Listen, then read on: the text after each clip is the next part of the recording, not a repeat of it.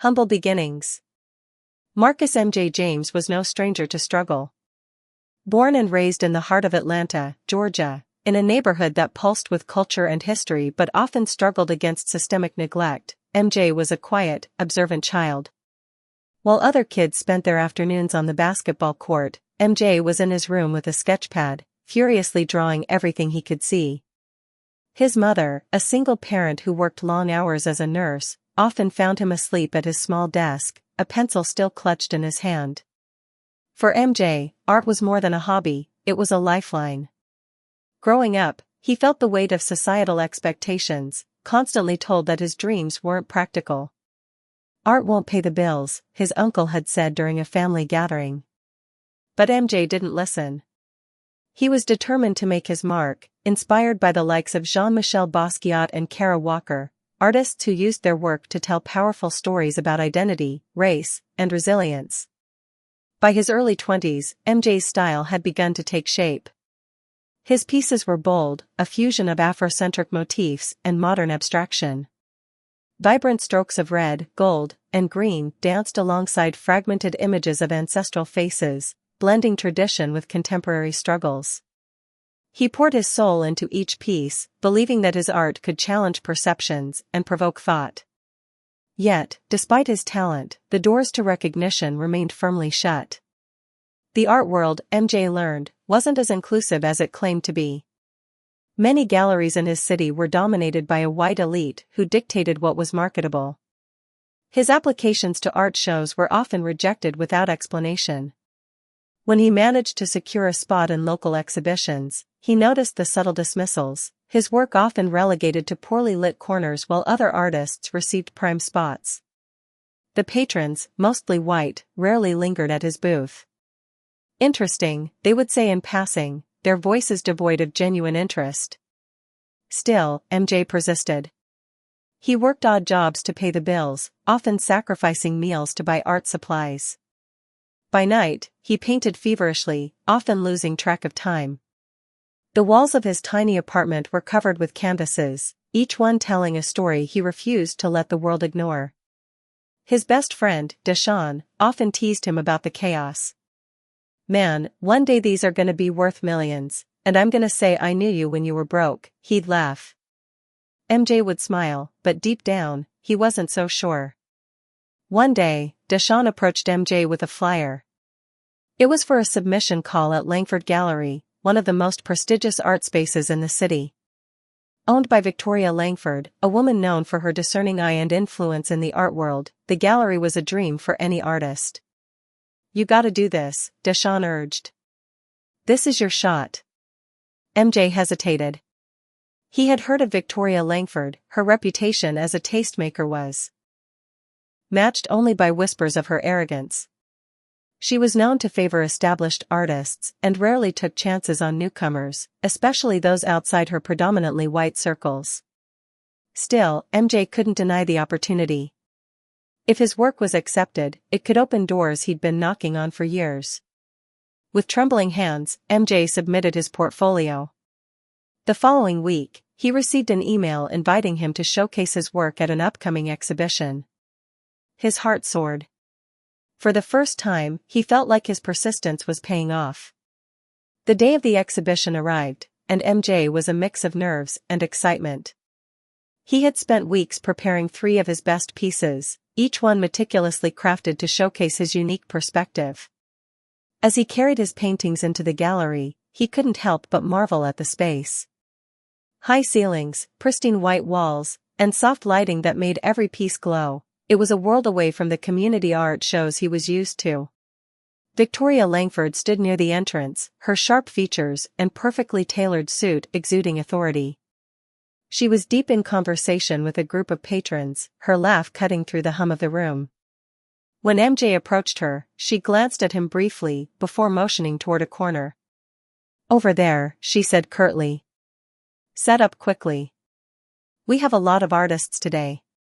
MJ nodded, swallowing his pride. He set up his paintings in the designated corner, trying to ignore the fact that it was far from the main flow of foot traffic. As the evening progressed, he watched as patrons flocked to other artists, their conversations lively and animated. Occasionally, someone would wander over to his corner, but their interest never lingered. Toward the end of the night, Victoria finally approached his display.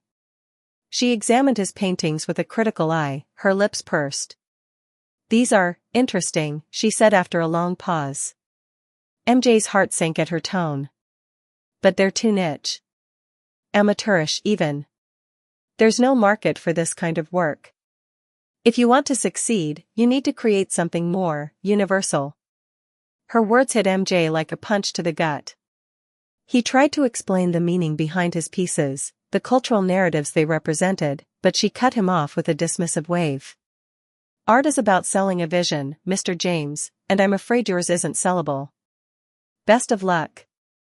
As MJ packed up his paintings that night, tears stung his eyes. The humiliation was overwhelming. He thought about quitting, about abandoning his dream altogether. But as he walked home, his hands clutching the canvases that felt heavier than ever, a small voice in the back of his mind whispered, "This isn't the end. This is just the beginning." Little did MJ know, the universe had plans for him, plans that would one day bring him back to Langford Gallery, not as an artist seeking approval, but as its owner. The turning point. The walk back to his apartment after the gallery exhibition felt like an eternity. Marcus M.J. James held his canvases tightly, each step pounding the weight of Victoria Langford's words deeper into his chest. "Amateurish," she had said. The word echoed in his mind, twisting and contorting into self-doubt. He replayed the humiliation over and over, feeling the sting of her dismissive tone. By the time MJ reached his apartment, the fire of humiliation had dulled to a cold, heavy ache. His tiny studio apartment, usually a sanctuary, felt suffocating. The walls, lined with his unfinished pieces, seemed to mock him. He leaned the rejected canvases against the wall and sank onto his worn-out couch, staring blankly at the ceiling. He thought about giving up. Perhaps Victoria was right, maybe his art wasn't sellable, wasn't good enough. The thought weighed heavily on him, and for the first time in years, MJ considered putting down his brushes for good. A knock on the door jolted him from his thoughts. It was Deshawn, his best friend, holding a bag of takeout and a six-pack of beer. "I figured you might need some company," Deshawn said, stepping inside without waiting for an invitation. MJ sighed, motioning toward the pile of rejected paintings. "She said they were amateurish. Niche. Unsellable." Deshawn frowned, opening a beer and handing it to MJ. "Man, forget her. Victoria Langford doesn't define art." "You do." "That's easy for you to say," MJ muttered. "She's the gatekeeper. People like her control who gets in and who doesn't." Deshawn shook his head. "Maybe, but she's not the only one who matters. You're talented, MJ. You just need the right eyes on your work." They sat in silence for a while, the only sound the occasional clink of bottles. Deshawn eventually left, but his words lingered. MJ didn't pick up a brush that night, but he didn't throw them away either. Somewhere deep inside, a small ember of determination remained, flickering faintly but refusing to die. The following week, MJ received a call from an old mentor, David Tran, a respected art critic who had always believed in MJ's potential. David had been following MJ's journey from afar, offering encouragement whenever he could. "You don't sound like yourself, MJ," David said. "What's going on?" MJ hesitated before recounting the Langford Gallery incident. David listened patiently, then said, "Victoria Langford's opinion isn't gospel.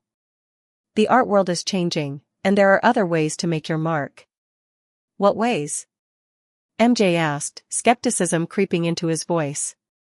"There's an online art competition I think you should enter," David replied.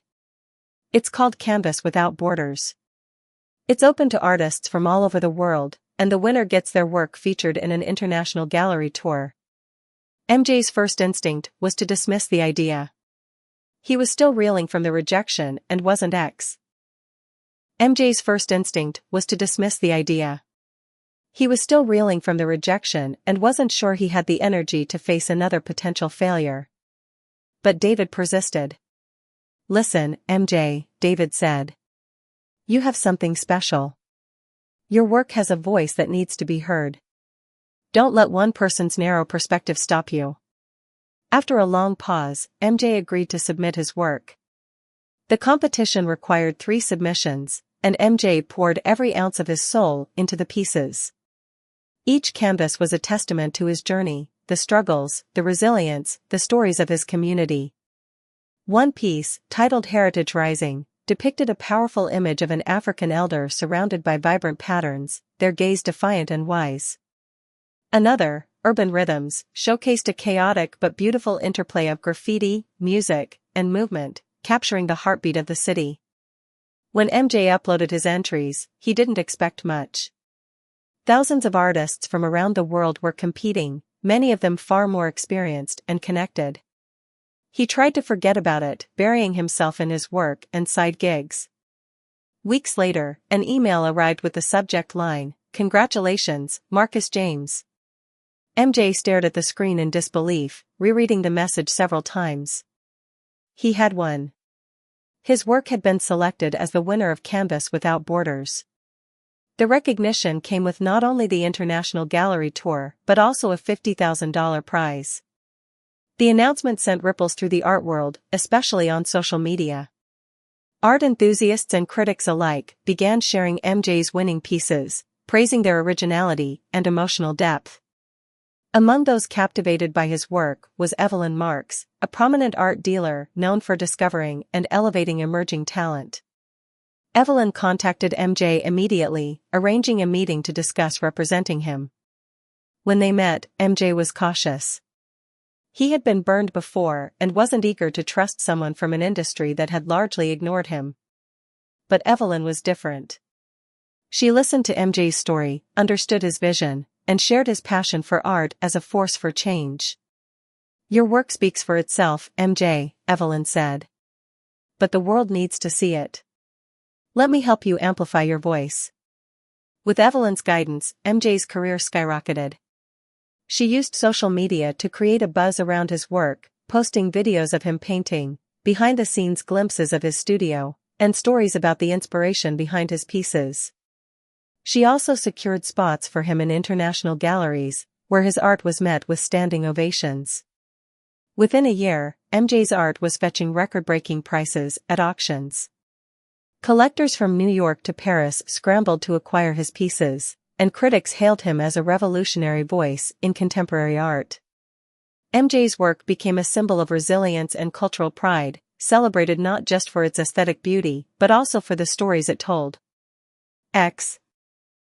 Despite his newfound success, MJ remained grounded. He used his platform to advocate for other underrepresented artists, sharing their work and encouraging them to persist despite the barriers. One day, Evelyn approached him with an offer that felt like poetic justice. "Victoria Langford's gallery has been trying to acquire your work," she said, a sly smile on her face. "They don't realize it's yours. What do you want to do?" MJ laughed, a deep, satisfying sound. "Let's just say, I have plans for that gallery. Big plans." The turning point in MJ's journey wasn't just about proving Victoria Langford wrong. It was about reclaiming his narrative, amplifying voices like his, and showing the world that art, like life, thrives when barriers are broken and stories are told authentically. And this was only the beginning. Rising to fame. The transformation was surreal. Marcus MJ James had spent years as a struggling artist, scraping by with odd jobs and late nights, his work confined to the walls of his tiny apartment. Now, he was a household name in the art world. The same canvases Victoria Langford had deemed amateurish were now celebrated as masterpieces, fetching millions at auctions and exhibitions across the globe. MJ's ascent was meteoric, but it wasn't without its complexities. Fame brought new challenges, media scrutiny, high expectations, and the responsibility of being a voice for underrepresented artists. Yet, MJ embraced it all, determined to use his platform to make a difference. An unlikely icon. MJ's work resonated deeply with audiences, particularly those who had long felt invisible in the art world. His pieces, rooted in Afrocentric themes and modern abstraction, spoke of resilience, identity, and community. Critics hailed his ability to blend vibrant visuals with profound narratives. One of his most famous works, Roots of Gold, depicted a towering baobab tree with its roots entangled in chains, symbolizing the enduring strength of Black heritage amidst adversity. Another, City's Pulse, was a vibrant tapestry of urban life, paying homage to the cultural richness of marginalized neighborhoods. His exhibitions were transformative experiences. Patrons would stand for hours, captivated by the layers of meaning in each piece. Museums clamored for his work, and MJ received invitations to exhibit at prestigious venues, including the Louvre in Paris and the Museum of Modern Art in New York.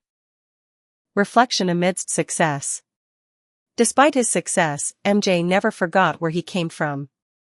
He often reflected on the obstacles he had faced and the systemic biases that had nearly derailed his journey. In interviews, he spoke candidly about the exclusionary practices of the art world. For a long time, the gatekeepers decided whose stories were worth telling, he said during a panel discussion at the Tate Modern. They didn't think my story mattered. But art isn't just about beauty, it's about truth. And the truth is, voices like mine have been ignored for too long. MJ's advocacy extended beyond words. He launched initiatives to support aspiring artists from marginalized communities, providing mentorship, funding, and opportunities to showcase their work. His foundation, Art Beyond Borders, became a beacon of hope for countless creatives who had been overlooked by traditional institutions. The ironic proposal. Amidst his rise to fame, a peculiar development occurred. Evelyn Marks, MJ's savvy agent, received an email from none other than Langford Gallery. The email was polite, almost reverent, praising the stunning depth and originality of an artist whose work they were desperate to acquire. Evelyn laughed as she read the email. "They don't even know it's you," she said, showing it to MJ. The irony wasn't lost on him. The same gallery that had dismissed him as amateurish was now eager to profit from his success. MJ's initial reaction was anger, but as he thought about it, a mischievous smile spread across his face. "I think it's time we paid Victoria Langford a visit," he said. The plan. MJ wasn't interested in simply selling his work to the gallery. He wanted something more profound, a chance to reclaim the space that had once symbolized rejection and exclusion. He devised a plan to buy Langford Gallery discreetly. With Evelyn's help, he began negotiations through an anonymous investment firm. The gallery had been struggling financially, despite its prestige, and Victoria was eager to offload it to a serious buyer. As the deal progressed, MJ prepared for the day he would reveal his identity. He envisioned the look on Victoria's face when she realized who her new employer would be. But more importantly, he saw an opportunity to transform the gallery into a space that celebrated diversity and inclusion, breaking down the very barriers that had once held him back. A turning tide. While the negotiations were underway, MJ continued to navigate his growing influence in the art world. He used his success, not just to build his own legacy, but to challenge the systemic biases that had nearly silenced him. At every exhibition, MJ made it a point to feature works by emerging artists from underrepresented backgrounds. He sought out voices that others had overlooked, ensuring they had the platform he had once yearned for. The art world was changing, and MJ was at the forefront of that transformation. His journey was a testament to the power of persistence, the importance of representation, and the impact of reclaiming spaces that had once been closed off. But the biggest transformation was yet to come, the day MJ would walk into Langford Gallery, not as a struggling artist seeking approval, but as its owner, ready to redefine its future. The confrontation. The Langford Gallery buzzed with activity on a crisp Saturday afternoon. Its reputation had faltered in recent years, but it still retained an air of exclusivity. Aspiring artists lingered nervously in the reception area, portfolios in hand, hoping to capture Victoria Langford's attention. The gallery walls showcased pieces from well-established names, their price tags astronomical, their provenance proudly displayed. Victoria Langford herself presided over the space with an air of detached superiority. Dressed in a sharp, tailored suit, her icy demeanor discouraged casual conversations. She scanned the room, nodding briskly at a few collectors while occasionally glancing dismissively at the hopeful artists waiting for an audience. Among them stood a man in simple clothing, black jeans, a gray hoodie, and a baseball cap pulled low over his face. To anyone else, he might have seemed like just another hopeful trying his luck, but Marcus M.J. James was here for a different reason. A familiar scene. MJ had entered the gallery under a pseudonym, using Evelyn's connections to secure an appointment. As he waited, he watched the scene unfold, his sharp eyes taking in every detail. It was all too familiar, the nervous shuffling of artists clutching their portfolios, the condescending glances from Victoria's staff, the unspoken tension that permeated the space. A young black woman approached the front desk, her artwork carefully packaged under her arm. She introduced herself, her voice steady but tinged with apprehension.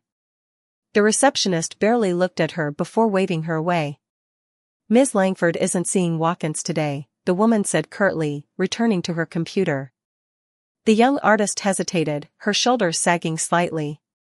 She began to protest, but Victoria emerged from an office nearby and shot her a cold glare. "We're very busy," she said, her tone dripping with impatience. "If you don't have an appointment, I suggest you email us. But please, do some research first. We only work with established talent." MJ felt a surge of anger as he watched the young woman leave, her head bowed.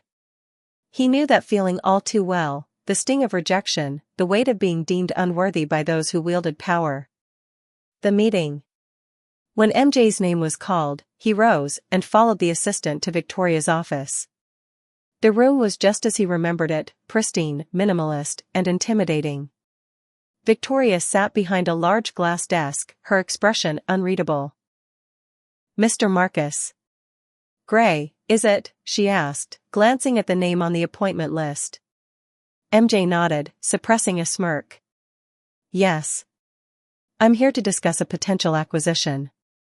Victoria raised an eyebrow, intrigued. "What kind of acquisition?" "I represent a private collector," MJ replied, keeping his tone casual. "We're interested in obtaining several pieces by a rising artist whose work has been gaining international acclaim." Her interest was piqued. "And who might that be?" "Marcus James," MJ said, watching her closely.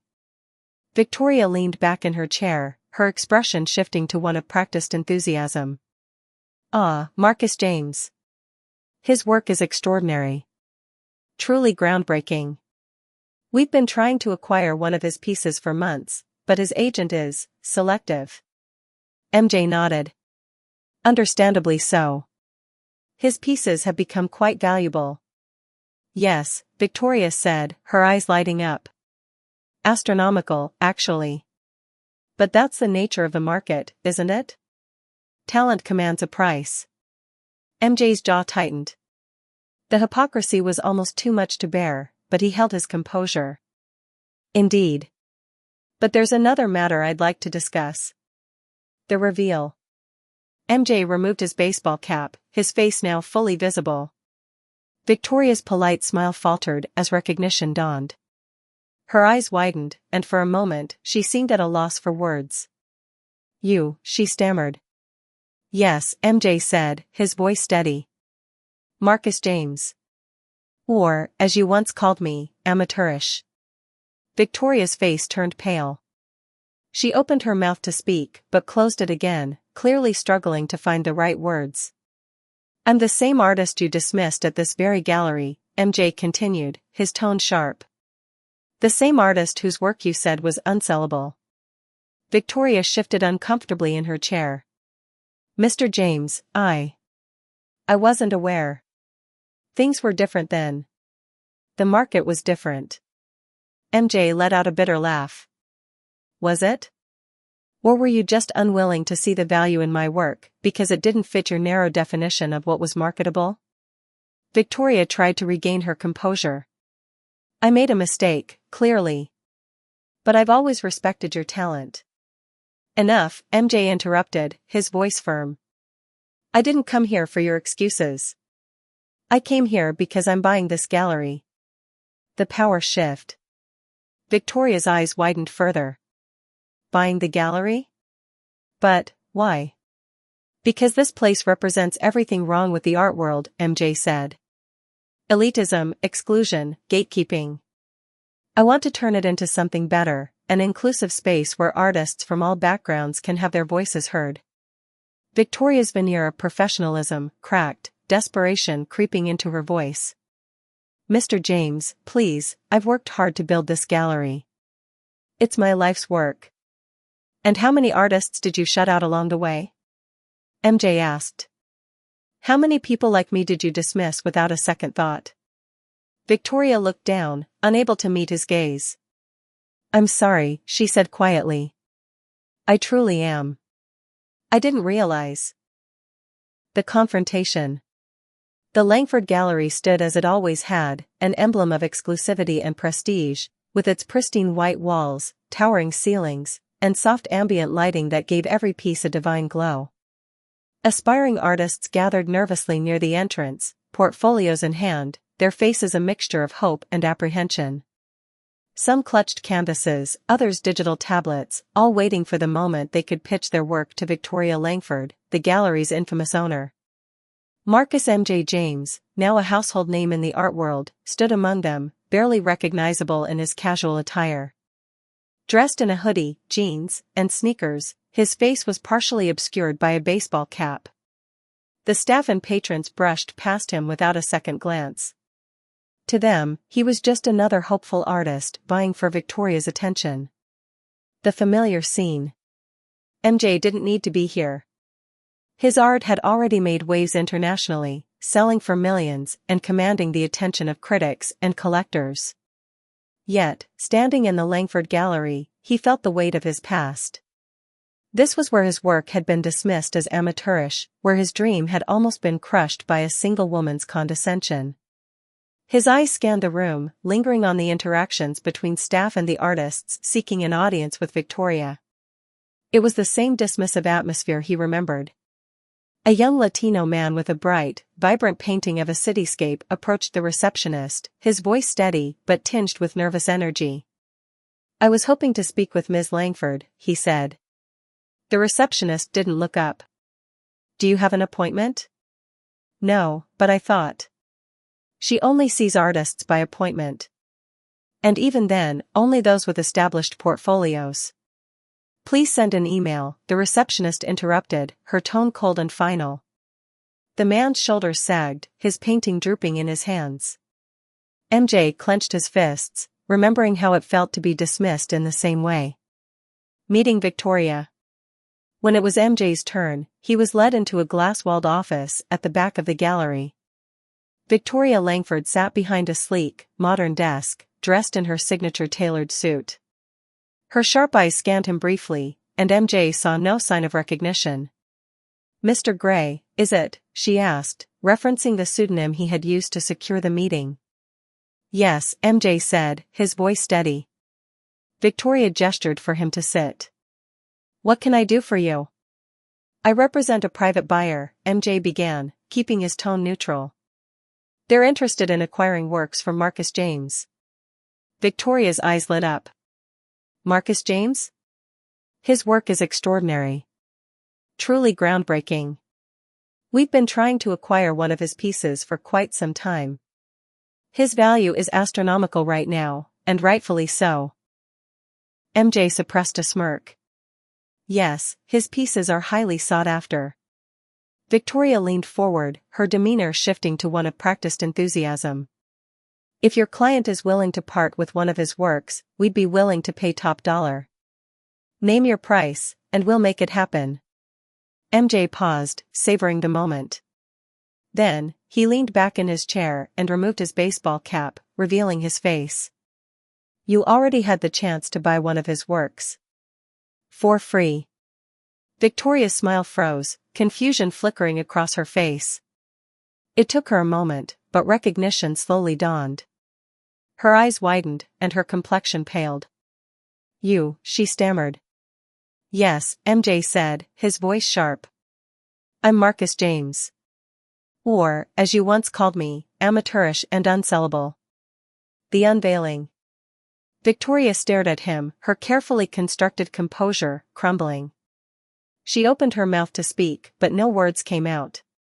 MJ let the silence linger, his gaze unwavering. I came here years ago with my work, MJ continued. I was nervous, hopeful, desperate for someone to take a chance on me. You didn't just dismiss me, you mocked me. You made me feel like my work, my vision, my story didn't matter. Victoria tried to regain control of the conversation. Mr. James, I had no idea. I mean, the market has changed since then. Your work is phenomenal, truly. I see that now. The market didn't change, MJ shot back.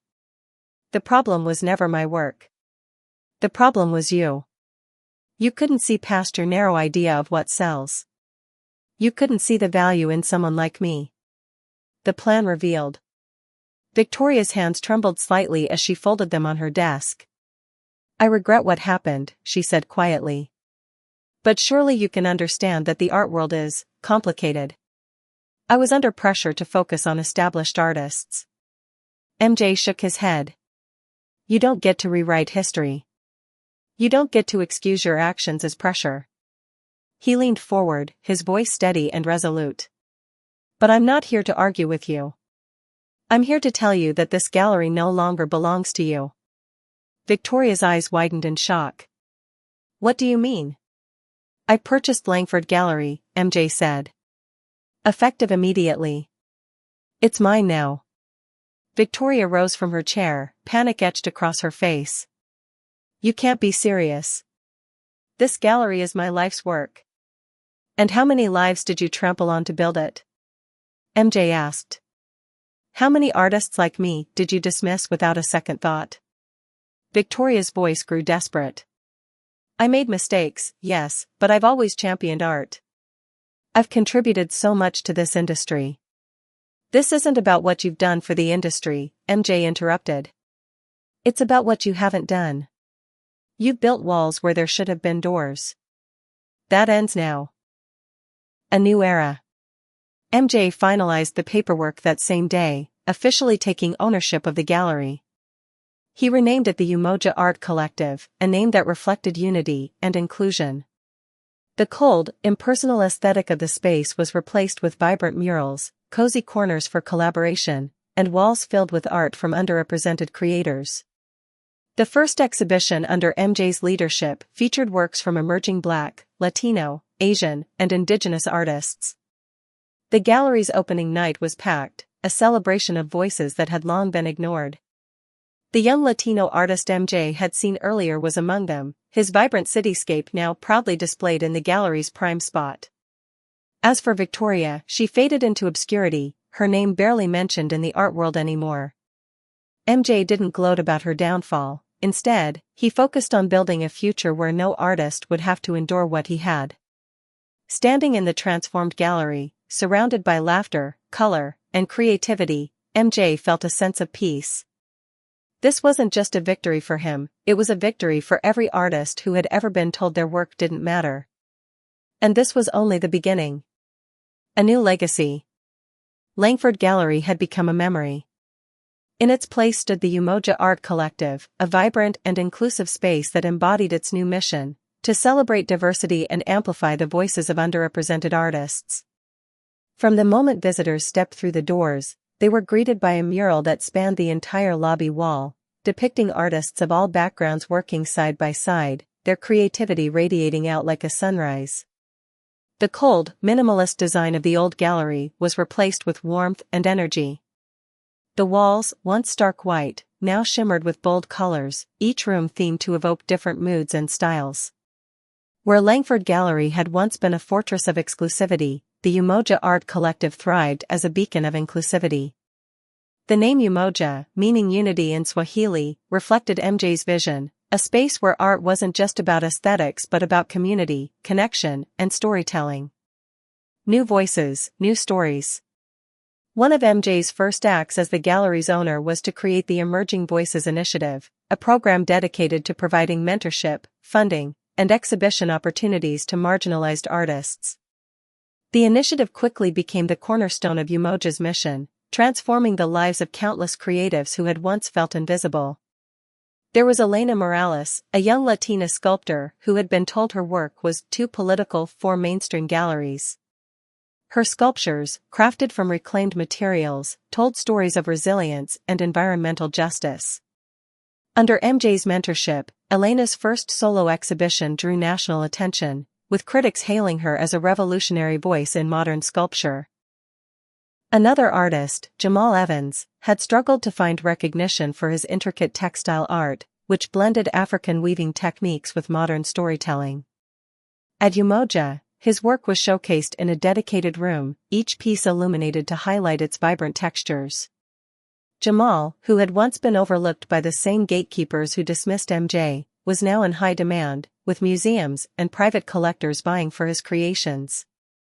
And then there was Anya Singh, a queer Indian-American painter whose dreamlike canvases explored themes of identity and belonging. For years, Anya had faced rejection from galleries that deemed her work too niche. But at Umoja, her series, Mirrors of Migration, found its audience, resonating deeply with visitors from all walks of life. MJ's growth. As Umoja flourished, so did MJ. The weight of his past struggles began to lift, replaced by a sense of purpose. He reflected often on how far he had come, from being dismissed as amateurish to leading a movement that redefined the art world. But success hadn't erased the pain of his early experiences. MJ took time to confront those wounds, speaking openly about his journey in interviews and panel discussions. "Rejection doesn't just hurt," he said during a talk at the Smithsonian. "It shapes you. It forces you to question your worth. But it can also be a catalyst. It can push you to prove that your voice matters." MJ also reconnected with his roots. He visited his old neighborhood in Atlanta, hosting free workshops for young artists and donating supplies to local schools. Seeing the spark of creativity in kids who reminded him of his younger self filled him with pride. "I want them to know that their dreams are valid," he told a group of students. "No matter who tries to tell them otherwise." Reflections on representation. Umoja wasn't just a gallery, it was a movement. MJ became a leading voice in conversations about representation and inclusion in the art world, challenging institutions to examine their biases. At an international art summit, MJ delivered a powerful keynote speech. "For too long, the art world has been dominated by a narrow perspective," he said. "Talent is universal, but opportunity is not. If we want art to truly reflect the human experience, we need to make space for all voices." The audience erupted in applause, and MJ's words became a rallying cry for change. Other galleries and museums began to follow Umoja's lead, creating programs to support marginalized artists and broaden their collections. A triumphant grand reopening. After months of preparation, the Umoja Art Collective held its grand reopening. The gallery was packed with visitors, critics, collectors, artists, and members of the community, all eager to see the transformation. MJ stood at the center of the main exhibition hall, addressing the crowd with a mixture of gratitude and determination. "This gallery is more than a building," he said. "It's a testament to resilience, to the power of community, and to the belief that every voice deserves to be heard." The highlight of the evening was the unveiling of MJ's new art series, Phoenix Rising. The series, inspired by his own journey, featured 10 massive canvases, each one a vivid explosion of color and emotion. The centerpiece, titled Unbroken Chain, depicted interlinked hands of all colors and backgrounds, stretching toward a bright, golden horizon. As the crowd moved through the gallery, the air buzzed with energy. Visitors wiped away tears as they stood before the art, moved by the stories it told. Young artists approached MJ, thanking him for creating a space where they felt seen and valued. A legacy of hope.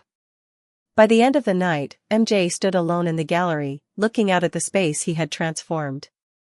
The walls, once symbols of exclusion, now celebrated diversity and creativity. The voices that had once been silenced now sang in vibrant harmony.